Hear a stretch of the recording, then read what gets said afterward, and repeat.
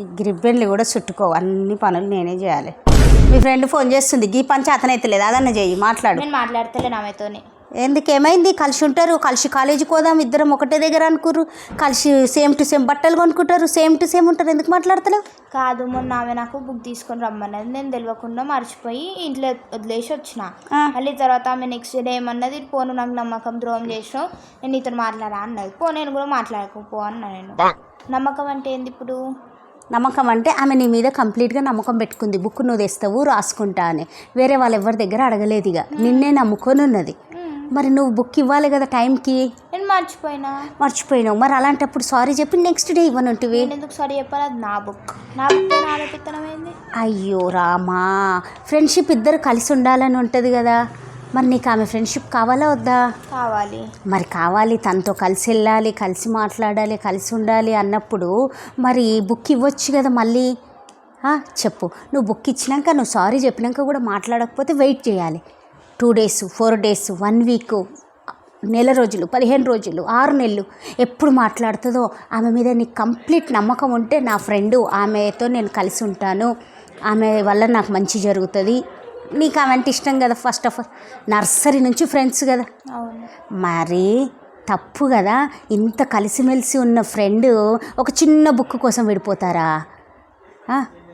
కలిసి ఉండాలి కదా చక్కగా. ఇప్పుడు ఫ్రెండ్షిప్ది పక్కన పెట్టేస్తే నమ్మకం అంటే ఏంది అని అడిగినావు. నమ్మకం అనేది ఒక మనిషి తన మీద పెట్టుకున్న భరోసా. ఇప్పుడు మనం బాగా హిందీ మిక్స్ చేసి మాట్లాడతాం కదా, భరోసా, నమ్మకము, బిలీవ్ మీ అంటారు కదా. దీని గురించి త్రేతాయుగంలో ఎవరు? రాముడు. వెరీ గుడ్, శ్రీరాముడు ఎక్కడికి వెళ్ళాడు? వనవాసానికి వెళ్ళాడు. శ్రీరాముడు వనవాసానికి వెళ్తే భరతుడు ఏం చేశాడు? భరతుడు కూడా నేను కూడా వస్తాను, నాకు ఈ రాజ్యం వద్దు, ఏమొద్దు, నువ్వు లేనిది నాకెందుకు అన్నాడు. మరి నువ్వు రావద్దు, నువ్వు అక్కడే ఉండాలి అంటే ఏం చేసిండు ఆయన చెప్పులు పెట్టిండు. అమ్మా, వెరీ వెరీ గుడ్. భరతుడు తన చెప్పులను ఎక్కడ పెట్టిండు?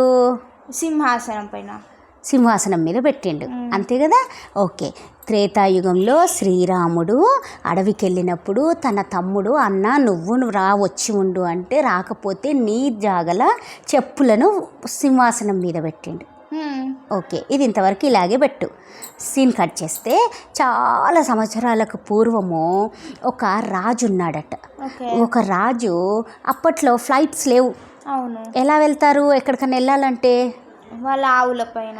ఆవు కాదమ్మా, క్యామిల్స్ మీద వెళ్తారు, లేదా డోలీల మీద వెళ్తారు, గుర్రాల మీద వెళ్తారు, ఇంకా అంబారీల మీద వెళ్తారు, అంటే ఏనుగు, అట్లా పోతుంటారు కదా. అట్లా వెళ్ళేటప్పుడు ఒకరోజు బాగా ఎండగా ఉందని రాజుగారు విశ్రాంతి తీసుకోవాలనుకున్నాడు. అయితే ఒక మంచి చెట్టు చూసి, చెట్టు నీడన విశ్రాంతి తీసుకుంటాను, ఇక్కడ ఆపండి అని చెప్పాడు. ఆ చెట్టు కింద రాజు విశ్రాంతి తీసుకోండు కాసేపు. అప్పుడు ఆ రాజు ఎలా ఉంటాడు మరి? రాజు ఎలా ఉంటాడంటే బాహుబలిలో ప్రభాస్ లాగా.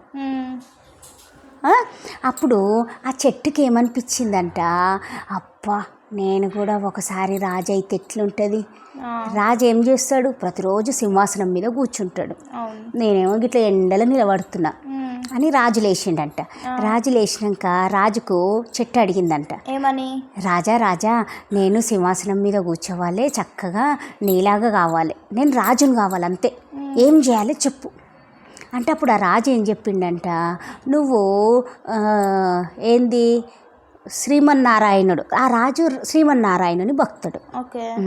నారాయణుని భక్తులు ఏం చేస్తారు? నారాయణ. నువ్వు జపం చేసినావు అనుకో, శ్రీమన్నారాయణుడు ప్రత్యక్షమవుతాడు.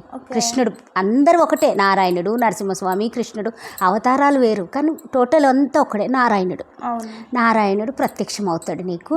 అప్పుడు నువ్వు నారాయణుడికి అడుగు అని చెప్పిండు. అప్పుడు ఆ చెట్టు ప్రతిరోజు నారాయణునికి తపస్సు చేస్తుంది. నారాయణునికి తపస్సు చేయగా ఒకరోజు నారాయణుడు ప్రత్యక్షమయ్యాడు. నారాయణుడు ప్రత్యక్షమైతే అది చెట్టు ఏమడిగింది? నేను సింహాసనం పైన కూర్చోవాలి. అప్పుడు నారాయణుడు తదాస్తు అని చెప్పిండు. ఇక రోజులు అయిపోతున్నాయి, వారాలు అయిపోతున్నాయి, పక్షాలు అయిపోతున్నాయి, మాసాలు అయిపోతున్నాయి, సంవత్సరాలు అయిపోతున్నాయి. కానీ ఇంకా టైం వస్తలేదు. అయ్యో ఎందుకు? చెట్టు మాత్రం నేను ఏదో ఒకరోజు ఎలాగైనా సింహాసనం మీద కూర్చోవాలి, కూర్చుంటా. భగవంతుడు నాకు ఏమిచ్చిండు? వరం ఇచ్చిండు. నమ్మకంతో దేవుణ్ణి స్మరిస్తూనే ఉంది, ఎవ్రీడే జపం చేస్తూనే ఉంది. నమ్మకం ఎక్కడున్నా ఎప్పుడైనా నమ్మకంతో ఉండాలి, భగవంతుడి మీదైనా మనుషుల మీదైనా. భగవంతుడిని నమ్మింది చెట్టు.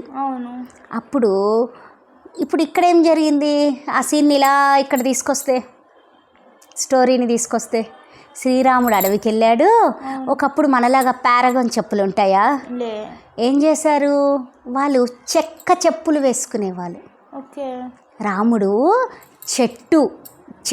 ఆ చెట్టుని కట్ చేసుకొచ్చి చెప్పులు చేశారు తెలియకుండా. ఆ చెప్పులు రాముడి కాళ్ళకున్నాయి. రాముడు అప్పుడు ఎక్కడికి వెళ్ళిండు? వనవాసానికి వెళ్ళిండు.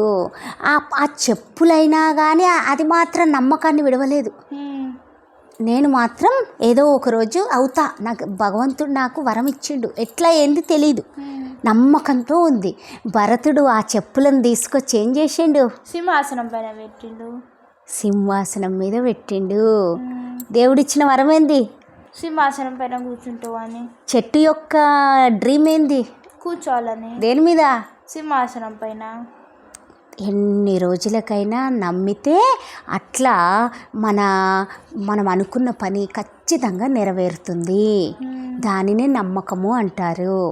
భగవంతుని మీద నమ్మకంతో ఉంది, సరేనా? ఎప్పుడే కానీ ఎవరినే కానీ మనల్ని నమ్మారు అంటే వాళ్ళు మనల్ని ఎంత అభిమానిస్తున్నారు అన్నది చూడాలి.